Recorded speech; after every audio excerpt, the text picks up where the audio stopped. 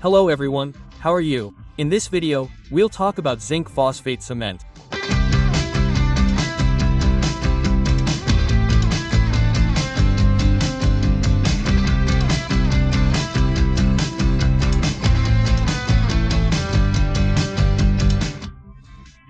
This cement can be used to make cavity bases, temporary restorations, or, more commonly today, for cementing prosthetic parts. In this video, we'll handle the cement with the consistency of a cavity base. Well, everyone, handling zinc phosphate requires some care due to the type of setting reaction it undergoes during manipulation. The reaction is exothermic and releases heat. Therefore, these precautions are important to ensure you don't neglect the cement's handling. The first is the use of a thick glass plate.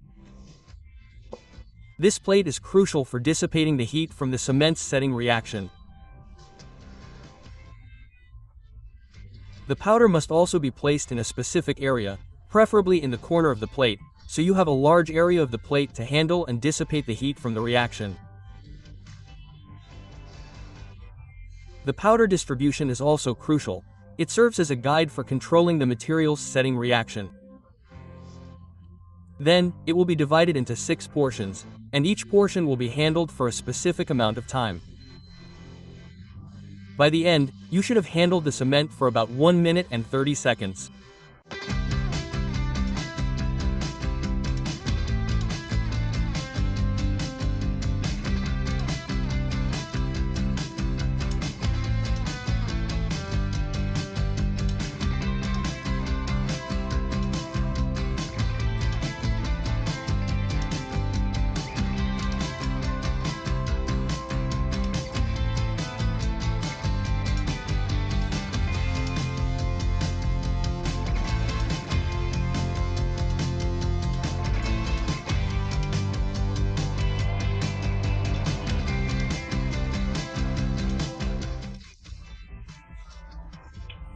To handle zinc phosphate cement, it's important to use a flexible spatula and a thick, smooth glass plate.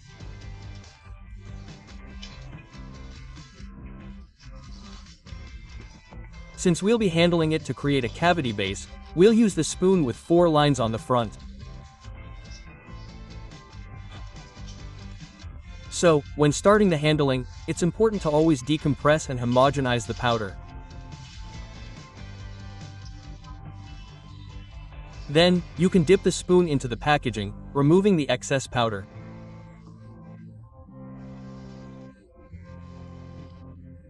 With the spatula, you skim it, removing the excess powder and providing the ideal volume for handling the cement.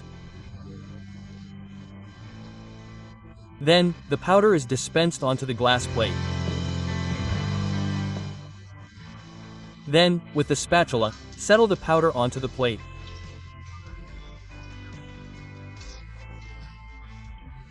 We'll divide the cement into 6 different portions. Then, with the spatula held vertically, divide the powder in half. Another quick settling with the spatula.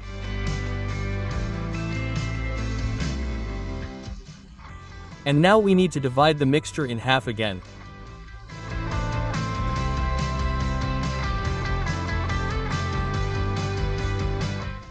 The new portion can also be leveled with the spatula. And another division is made in half.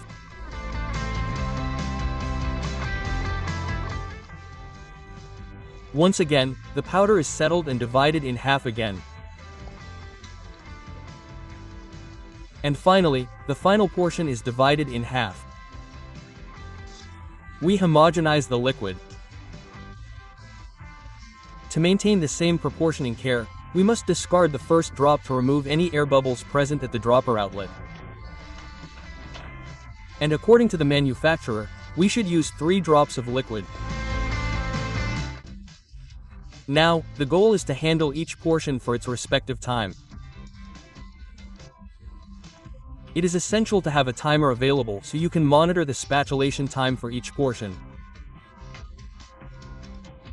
The first 3 portions will be handled for 10 seconds each. The powder is gradually incorporated into the liquid so that the spatulation occupies the large area of the thick glass plate. The first 3 portions were 10 seconds each.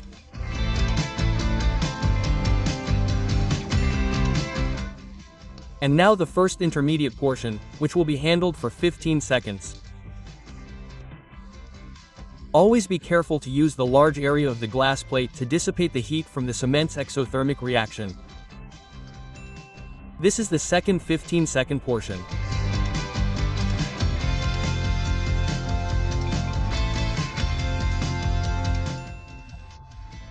And finally, the larger portion will be handled for 30 seconds, totaling 1.5 minutes of cement spatulation.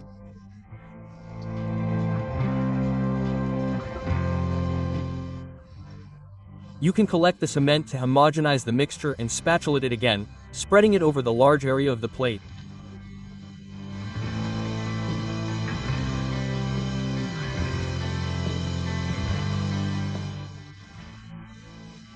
Once this is done, we'll test the ideal consistency, which is a thread that doesn't break when the spatula is lifted with the cement from the glass plate.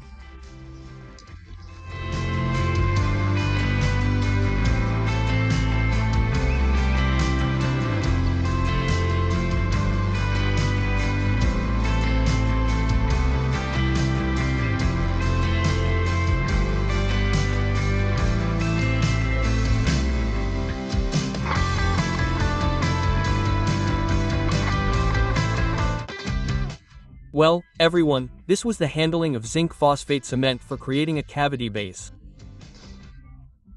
Don't forget to subscribe to our channel and turn on notifications so you can receive new videos.